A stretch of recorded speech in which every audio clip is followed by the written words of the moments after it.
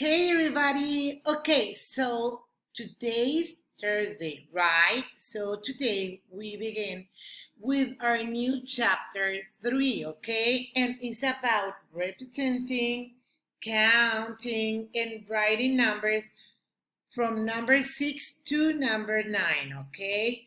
So we work on today's class with this page.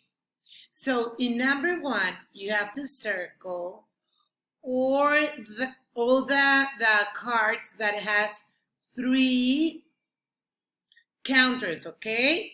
Only 3. Okay, number 2, you have to circle the dots cards that has 5 dots. Okie dokie. Number 3, count the Legos and trace the number. And after you finish tracing the numbers, you have to circle the number that is greater, okay? Remember, greater. And in number 4, we begin from the number 0 and then comes next what number? Right, 1, 2, 3, 4, 5. Okay, everyone? Okay, so that's it for today. Thank you.